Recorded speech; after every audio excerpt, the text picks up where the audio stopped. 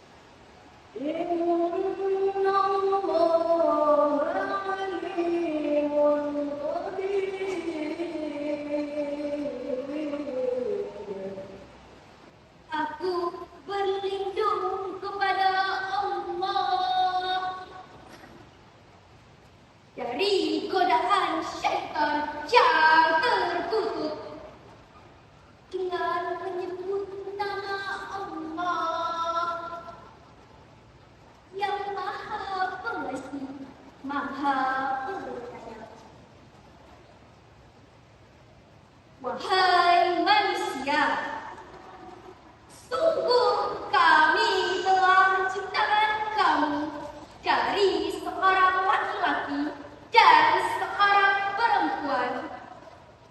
Kemudian kami jadikan kamu berbangsa-bangsa dan bersuku-suku agar kamu saling mengenal. Sungguh yang paling mulia di antara kamu di sisi Allah ialah orang yang paling bertakwa. Sungguh Allah Maha mengetahui, Maha teliti.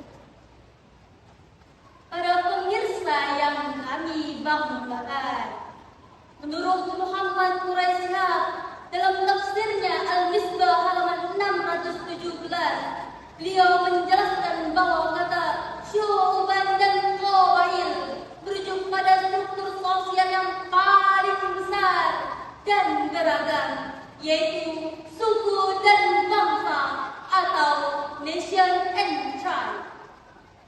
Demikian pula yang diungkapkan oleh Syahid Qutb, yaitu dalam tafsirannya fi Zilalil Quran pada jilid 19 halaman 401 hingga 402, beliau menjelaskan bahwa kata lita'arafu yang berarti kehormatan, bahwasanya kita semua manusia dituntut untuk saling kenal mengenal, sementara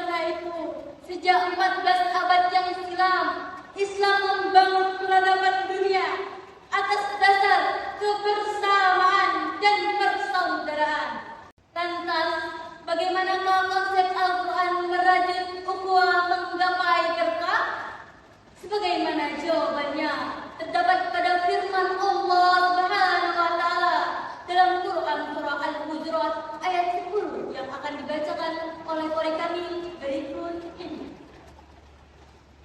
Innamal mu'minuna ikhwatun fa aslihu baina akhawaykum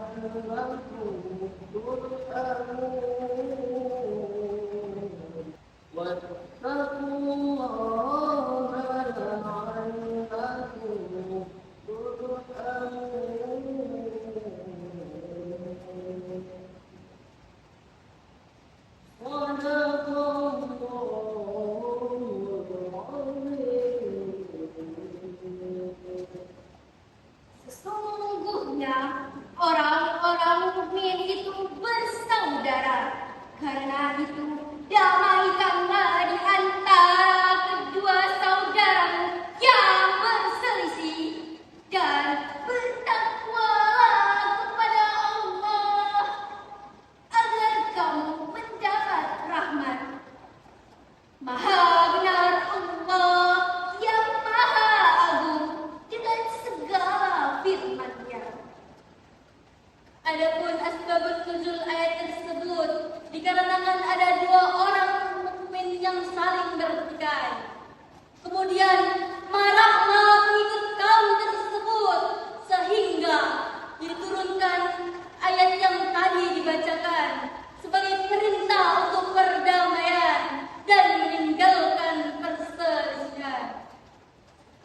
Sejalan dengan hal tersebut terdapat Rasulullah SAW bersabda, "Al-jama'atun rahmah, al-firqatun adab," yang artinya bersatu akan membawa rahmat, berpecah akan membawa bencana.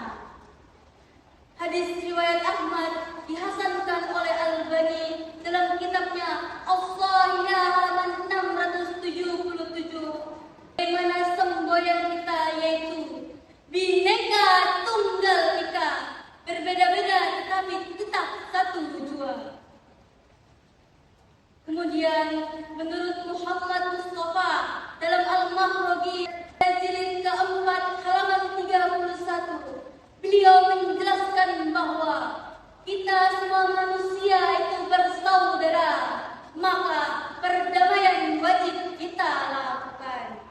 Diriwayatkan dari Syahid Mansur Ibnu Zarir dan bersumberkan dari Imam Malik. Dari uraian demi uraian di atas, maka dapat kami simpulkan keragaman dalam kebangsaan merupakan sikap perwujudan yang benar, yakni persaudaraan dan persatuan antar umat beragama. Persaudaraan dalam kebangsaan merupakan suatu perwujudan iman yang benar, yakni rasa sikap toleransi dan rasa rela berkorban menuju Indonesia tercinta, menuju Indonesia jaya. Syarahan yang dapat kami sampaikan, wallahu muwaffiq ila aqwamit thoriq. Wassalamu